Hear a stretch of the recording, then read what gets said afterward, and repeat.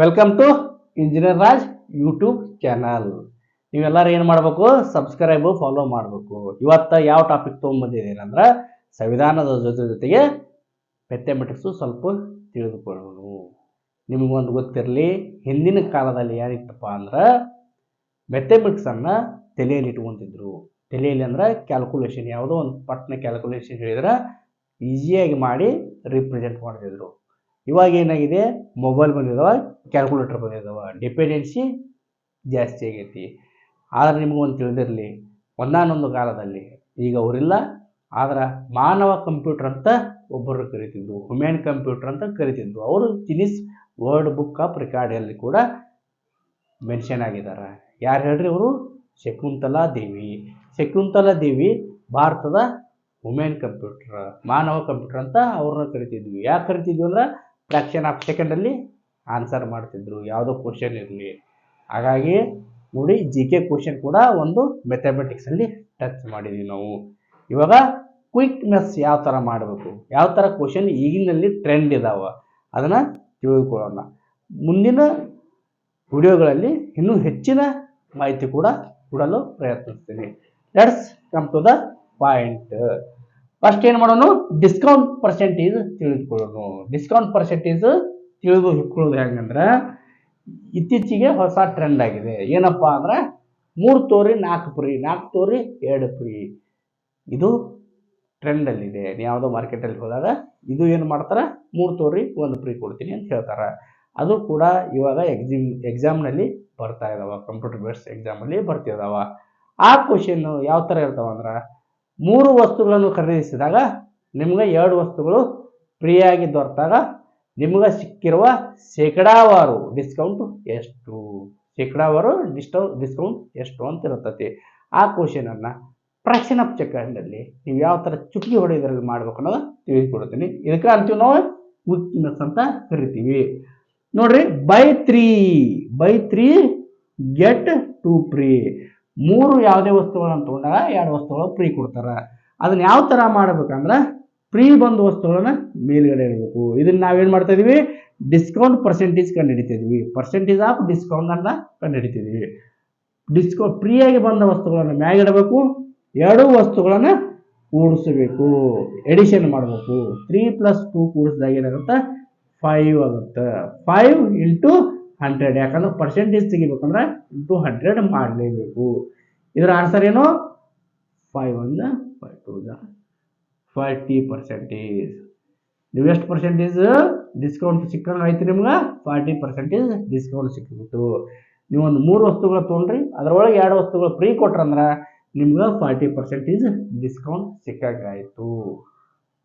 Next question ಬರ್ರಿ, percentage of discount. Second question ಏನು, 3 ವಸ್ತುಗಳನ್ನು ಖರೀದಿಸಿದಾಗ 1 ವಸ್ತು ಫ್ರೀಯಾಗಿ ಸಿಗುತ್ತೆ. ಅವಾಗ what percentage of discount you got, ಎಷ್ಟು ಪರ್ಸೆಂಟೇಜ್ ಡಿಸ್ಕೌಂಟ್ ನಿಮಗೆ ಸಿಕ್ತು. ನೋಡ್ರಿ, ಇಲ್ಲಿ 3 ಇದೆ, ಇಲ್ಲಿ 1 ಇದೆ. ಫ್ರೀ ಬಂದದ್ದನ್ನು ಮೇಲಿಡಿ, ಯಾಕಂದ್ರೆ ನಾನು ಈಸಿಯಾಗಿ ಹೇಳ್ಬೇಕು ಅನ್ನೋ ಸಲುವಾಗಿ ಈ ಥರ ಮಾಡ್ತಾ ಇದ್ದೀನಿ. ನೀವು ಮತ್ತೆ ಅದನ್ನು ಫಾರ್ಮುಲಾ ಹಚ್ಚಿ ಮಾಡಿದ್ರೆ ಎಕ್ಸಾಮ್ನಲ್ಲಿ ಬೇಗ ಮಾಡೋಕ್ಕಾಗಲ್ಲ. 1 ಮೇಲಿಡಿ, ಇವು 2 ಕೂಡಿಸಿ ಟೋಟಲ್ ನಂಬರ್ ಆಫ್ ವಸ್ತುಗಳು ಎಷ್ಟಿದಾವ, ಥಿಂಗ್ಸ್ಗಳು ಎಷ್ಟಿದಾವ, 3 + 1 4 ಆಯಿತು. ಇಂಟು ಪರ್ಸೆಂಟೇಜ್ ಮಾಡಬೇಕಾಗಿರೋದ್ರಿಂದ ಇಂಟು 100 ಮಾಡಬೇಕು. ಇವಾಗ ನಿಮ್ಮ ಆನ್ಸರು 4 × 1 4 25 4 25 25 × 1 25 ಅಂದ್ರೆ 25% ಡಿಸ್ಕೌಂಟ್ ಸಿಕ್ತು ನಿಮಗೆ. 3 ವಸ್ತುಗಳು ತೊಗೊಂಡಾಗ 1 ವಸ್ತು ಫ್ರೀ ಸಿಕ್ಕಾಗ ನಿಮ್ಗೆ ಎಷ್ಟು ಪರ್ಸೆಂಟೇಜ್ ಡಿಸ್ಕೌಂಟ್ ಆಯ್ತು ಅಂದ್ರೆ 25% ಆಯಿತು. ಯಾವುದೋ ಡಿಸ್ಕೌಂಟ್ ಕ್ವಶನ್ ಕೇಳಿದಾಗ ಇದೇ ಥರ ನೀವು ಮಾಡಬೇಕು. ಎಕ್ಸಾಮಲ್ಲಿ ಟೈಮ್ ಸೇವ್ ಆಗುತ್ತೆ, ಇಲ್ಲಾಂದ್ರೆ ತುಂಬ ಕಠಿಣ. Next come to the next question. Next question ಏನಿದೆ ನೋಡ್ರಿಪ್ಪ, 2 + 2 × 4. ಇದರ ಆನ್ಸರ್ ಏನು, 2 ಈಸಿ ಇದಲ್ಲ, ಫುಲ್ ಈಸಿ ಇದೆ. ಇದನ್ನ ನೋಡಿದ ತಕ್ಷಣ ನಾವೇನೇನು ಮಾಡಿಬಿಡ್ತೀವಿ, 2 + 2 4 4 × 4 16. ರೈಟ್, 16 ಆನ್ಸರ್ ಕೊಟ್ಟಿರ್ತಾರೆ, ನೀವೇನು ಮಾಡಿಬಿಡ್ತೀರಿ, ಪಾಸ್ ಮಾಡಿಬಿಡ್ತೀರಿ. ಬಟ್ ಎಕ್ಸಾಮ್ನವ್ರು ಭಾಳ ಹುಷಾರಿಲ್ಲ. ಅವೇನು ಮಾಡ್ತಾನಂದ್ರೆ, ನೀವು ಮಾಡಿ ಬಂದಿರುವ ರೈಟ್ ಅಂತ ನೀವು ತಿಳ್ಕೊಂಡು ಮನೆಗೆ ಬಂದಿರ್ತೀರಿ, ಖುಷಿಯಾಗಿರ್ತೀರಿ, 16 ಇಸ್ ವೆರಿ ಗುಡ್ ಅಂತ ಕರೆಕ್ಟ್ ಮಾಡಿ ಬಂದಿರಿ. But it's A wrong answer. It's an wrong answer. ಯಾಕೆ ರಾಂಗ್ ಅಂತ ಹೇಳ್ತಿದ್ದೀನಿ ಅಂದ್ರೆ ನಿಮ್ಗೆ ನೆಕ್ಸ್ಟ್ ಅಲ್ಲಿ ಹೇಳ್ತೀನಿ, ಅಲ್ಲಿವರೆಗೂ ನೋಡಿ. ಇದರ ರೈಟ್ ಆನ್ಸರ್ ಏನಂತ ಮೊದಲು ನೋಡ್ಕೊಳ್ರಿ. ಇದರ ರೈಟ್ ಆನ್ಸರು 2 × 4 8 ಪ್ಲಸ್ ಇದೆ, ಪ್ಲಸ್ ಇಟ್ಟಿದ್ದೀನಿ, plus 2 2 + 8 10. 10 is a right answer for this question. 10 is a right answer. ಇಲ್ಲೊಂದು ಕ್ವಶನ್ ಇದೆ, ಸ್ಪೀಡ್ ಆಗಿ ಮಾಡೋಣ, ಟೈಮ್ ಸುಮ್ಮನೆ ಕನ್ಸ್ಯೂಮ್ ಮಾಡೋದು ಬೇಡ. 3 × 2 6 ಪ್ಲಸ್ 6 ಪ್ಲಸ್ -8 -3 ಎಷ್ಟು -11. -11 ಅಲ್ಲಿ 6 ಹೋಯ್ತಂದ್ರೆ -5. -5 is a right answer for third number question. ಇದು ಯಾವ ತರ ಬಂತು ನಿಮಗೊಂದು ಗೊತ್ತಿರಲಿ, ಮ್ಯಾಥಮೆಟಿಕ್ಸ್ ನಿಂತಿರೋದೇ ಸೂತ್ರಗಳ ಮೇಲೆ. ಆ ಸೂತ್ರ ಏನು ಹೇಳುತ್ತಾ ಅದೇ ತರ ಮಾಡಿದಾಗ ಮಾತ್ರ ಕರೆಕ್ಟ್ ಆನ್ಸರ್ ಬರುತ್ತಾ. ಸೂತ್ರ ಬಿಟ್ಟು ನಾವು ಸೊಲ್ಯೂಷನ್ ಮಾಡಿದಾಗ ಆನ್ಸರ್ ಬರುತ್ತಾ, ಅದು ಆನ್ಸರ್ ಅನಿಸುತ್ತಿರ್ತತಿ, ಆಪ್ಷನ್ ಅಲ್ಲಿ ಕೂಡ ಅದು ಆನ್ಸರ್ ಇರ್ತೈತಿ, ಬಟ್ ಆಕ್ಚುಲ್ ಆನ್ಸರ್ ಅದಾಗಿರಂಗಿಲ್ಲ. You will get negative marks. ಇವು ಎರಡು ಕ್ವಶನ್ಗಳಿಗೆ ಮೂಲ ಗುರು ಯಾರು, ಯಾವ್ದು ಫಾರ್ಮುಲಾ ಯೂಸ್ ಮಾಡಬೇಕು? BODMAS is a father of these two question.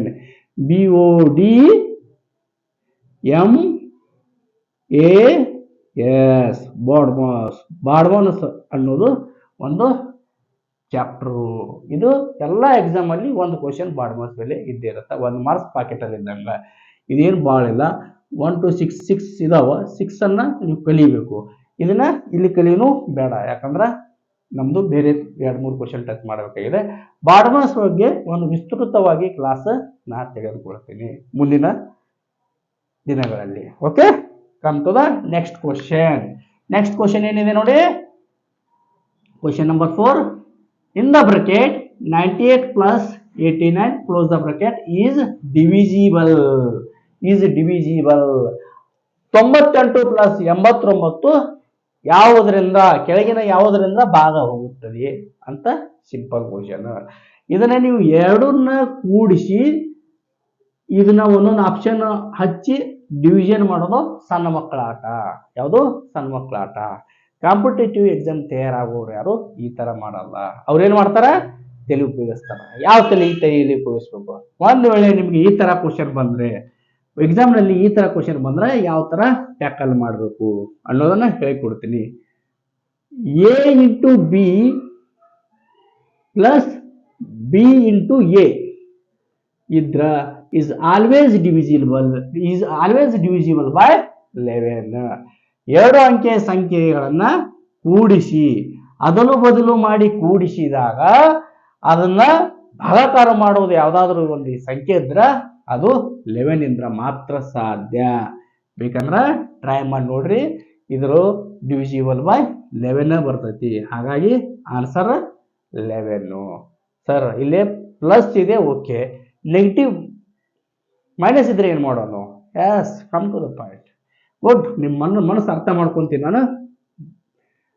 Minus ಇದ್ರೆ ಏನು ಮಾಡಬೇಕು? A × B - B × A ಇದ್ದಾಗ answer 9. A × B - B × A ಇದ್ದಾಗ is always divisible by 9.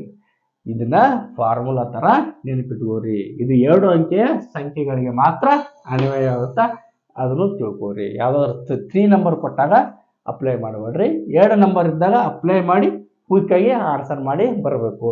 That's call good competitor. Next come to the next question. 5 number question ಏನಿದೆ?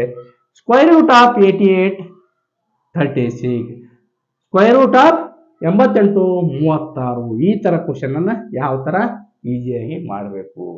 ಈ question ಅನ್ನು ನೋಡ್ರಿ. 88 ಅನ್ನ ಹೊರಗಡೆ ತೆಗೆದು ಬಿಡ್ರಿ, 88 ಅನ್ನ ಹೊರಗಡೆ ತೆಗೀರಿ, ಪ್ಲಸ್ ಹಾಕಿ ಸ್ಕ್ವೇರ್ ರೂಟ್ ಆಫ್ 36 ಮಾಡಿ. ಸ್ಕ್ವೇರ್ ರೂಟ್ ಆಫ್ 36 ಏನು? Square root of 36 6. ಹಾಗಾಗಿ ಆನ್ಸರ್ ಬಂದ್ಬಿಟ್ಟು 94. 94 is right answer. Square root ಇದ್ದಾಗ ಈ ಥರ ಮಾಡಬೇಕು. ಇಲ್ಲಿ ಇನ್ನೊಂದು ಕ್ವಶನ್ ಅದು ಸೇಮ್ ತೊಗೊಂಡಿದ್ದೀನಿ ನೋಡಿ. 90 ಸ್ಕ್ವೇರ್ ರೂಟ್ ಆಫ್ 9025 9025. 90ನ್ನ ಹೊರಗಡೆ ತಗೋರಿ, ಪ್ಲಸ್ ಮಾಡಿ, square root of 25. Square of 25 ಎಷ್ಟು? 5. 90 ಎಷ್ಟು? ಪ್ಲಸ್ ಮಾಡಿ 95. ಎಲ್ಲದಕ್ಕೂ ಇದೇ ಥರ ಮಾಡ್ತಾ ಕೂತ್ಕೋಬಾರ್ದು. ಕ್ವಿಕ್ಕಾಗಿ ಸ್ಪೀಡಾಗಿ ಈ ಥರ ಮಾಡೋದನ್ನು ನೀವು ಕಲಿಬೇಕು. ಹಾಗಾಗಿ ಕ್ಯಾಲ್ಕುಲೇಟರ್ ಮೊಬೈಲನ್ನು ಹೊರತುಪಡಿಸಿ ಕ್ಯಾಲ್ಕುಲೇಷನ್ ಮಾಡೋದನ್ನು ಕಲೀರಿ. ಇವಾಗ ಸಿಂಪಲ್ ಆಗಿ ಒಂದೆರಡು ಟಿಪ್ಸ್ಗಳನ್ನು ಕಲಿಸ್ಕೊಡ್ತೀನಿ ನಿಮಗೆ. ಆ ಟಿಪ್ಸ್ಗಳು ನಿಮ್ಮ ಎಕ್ಸಾಮಲ್ಲಿ ಹೆಲ್ಪ್ ಆದರೂ ಆಗಬಹುದು. ಇದನ್ನೆಲ್ಲ ನೀವು ಒಂದು ನೋಟ್ಬುಕ್ ಮಾಡಿ ನೋಟ್ಸ್ ಮಾಡ್ತಾ ಹೋಗಬೇಕು. ಎಕ್ಸಾಮ್ ಟೈಮಲ್ಲಿ ಹೆಲ್ಪ್ ಆಗುತ್ತೆ. SLC ಮತ್ತು SLC ಮಟ್ಟಕ್ಕಿಂತ ಸರಿಸಮಾನವಾದ ಯಾವುದೇ ಎಕ್ಸಾಮಲ್ಲಿ ಕೂಡ ಈ ಥರ ಕ್ವಶನ್ಸ್ ಕೇಳ್ತಾರ. ಇವಾಗ ಏನು ಮಾಡ್ತೀರಿ? 101 ಇದೆ, 101 ಇದೆ, ಇದನ್ನು ಸ್ಕ್ವೇರ್ ರೂಟ್ ಕೇಳಿರ್ತಾರ. 102 ಇದೆ, ಇದ್ರ ಸ್ಕ್ವೇರ್ ರೂಟ್ ಕೇಳಿರ್ತಾರ. 103 ಇದೆ, ಇದ್ರ ಸ್ಕ್ವೇರ್ ರೂಟ್ ಕೇಳಿರ್ತಾರ. ಇದನ್ನು ಯಾವ ಥರ ಮಾಡಬೇಕು ಅನ್ನೋದನ್ನು ತಿಳಿಸ್ಕೊಡ್ತೀನಿ. 103ವರೆಗೂ ಸಾಕು. 106 whole square root, 108 whole square root ಯಾವ ಥರ ಮಾಡ್ಬೇಕಂತ ತಿಳಿಸ್ಕೊಡ್ತೀನಿ. ಇವಾಗ ನೋಡಿ, 101ನಲ್ಲಿ ಲಾಸ್ಟ್ ಒಂದು ಡಿಜಿಟನ್ನು ಕೂಡಿಸ್ಕೋಬೇಕು. 101 ಪ್ಲಸ್ 1 ಎಷ್ಟಾಯಿತು? 102 ಆಯಿತು. ಲಾಸ್ಟ್ನೇ ಡಿಜಿಟ್ ಏನಿದೆ ಅಲ್ಲ 1, ಅದನ್ನು ಸ್ಕ್ವೇರ್ ಮಾಡಬೇಕು. ಸ್ಕ್ವೇರ್ ಮಾಡೋದ ಬರೋದು ಏನು ಆನ್ಸರು? 1. 1 ಸ್ಕ್ವೇರ್ ಏನು? 1. ಆದರೆ 1 ಬರೀಬಾರ್ದು, 01 ಬರೀಬೇಕು. 01. ಇದರ ಆನ್ಸರು 10201. ಇನ್ನು ಬನ್ನಿರಿ second question. 102 whole square. 102 whole square ಯಾವ ಥರ ಮಾಡಬೇಕಂದ್ರೆ 102 ಅಲ್ಲಿ 2ಅನ್ನು ಆ್ಯಡ್ ಮಾಡಬೇಕು. ಎಷ್ಟಾಯಿತು? 102 ಪ್ಲಸ್ 2 104. 2 ಸ್ಕ್ವೇರ್ದೇನು? 04 ನೋಡಿ, ಡೈರೆಕ್ಟ್ ಆನ್ಸರ್ ಬರಬೇಕು. 104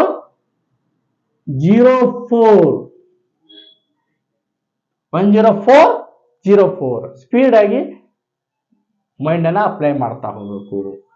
103 ಹೋಲ್ ಸ್ಕ್ವೇರ್. 103ರ ಹೋಲ್ ಸ್ಕ್ವೇರ್ ನೆಕ್ಸ್ಟು. 103ರ ಹೋಲ್ ಸ್ಕ್ವೇರ್ ನೋಡಿ, ಕ್ವಿಕ್ಕಾಗಿ ಮಾಡಿ. 10609. 10609 ಯಾವ ಥರ ಮಾಡಿದೀವಿ ಅಂತ ಇಲ್ಲ ತಿಳಿಸ್ಕೊಟ್ಟಿದ್ದೀನಿ. 103ಯಲ್ಲಿ 3 ಆ್ಯಡ್ ಮಾಡಬೇಕು. 106 ಬರ್ತದೆ, 3 ಸ್ಕ್ವೇರ್ ಮಾಡಬೇಕು. 09 3 ಸ್ಕ್ವೇರ್ 9 09 ಅಂತ ಇಡಬೇಕು. ಇವಾಗ ಇದು 103 ಮಟ ಆಯಿತು. 106 ಹೆಂಗೆ ಮಾಡಬೇಕು? 106 ಕೂಡ ಅದೇ ಥರ ಮಾಡಬೇಕು. 106ಅನ್ನು ಲಾಸ್ಟ್ ಡಿಜಿಟ್ನ ಆ್ಯಡ್ ಮಾಡಬೇಕು. 106ರಲ್ಲಿ 6ಅನ್ನು ಆ್ಯಡ್ ಮಾಡಿದಾಗ 112 ಆಯಿತು. 6ರ ಸ್ಕ್ವೇರ್ ಏನಪ್ಪ? 36. ಆನ್ಸರ್ ಕ್ಯಾಲ್ಕುಲೇಷನ್ ಮಾಡಿ ನೋಡಿ, ಬೇಕಾದರೆ ಇದೇ ಆನ್ಸರ್ ಇರುತ್ತೆ. 108ಅಲ್ಲಿ 8ಅನ್ನು ಕೂಡಿಸಿದಾಗ ಆನ್ಸರ್ ಏನು ಬರ್ತೈತಿ? 116.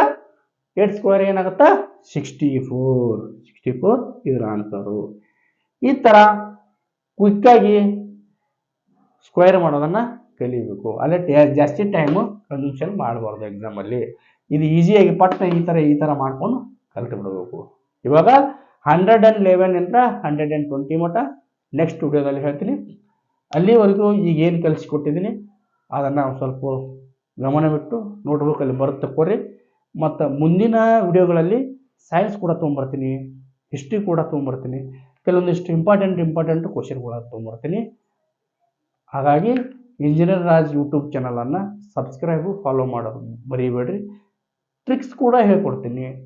ಸ್ವಲ್ಪ ಕಲ್ತ್ಕೊಂತ ಹೋದಾಗ ಎಕ್ಸಾಮಿಗೆ ಹೋಗುವಾಗ ಪರಿಪೂರ್ಣ ಆಗ್ತೀರಿ. ಒಂದೇ ದಿನ ಎಲ್ಲ ಕಲಿಯೋಕ್ಕೆ ಸಾಧ್ಯ ಇಲ್ಲ. ಹಾಗಾಗಿ ಮುಂದಿನ ವಿಡಿಯೋದೊಂದಿಗೆ ಭೇಟಿಯಾಗೋಣ. ಧನ್ಯವಾದಗಳು.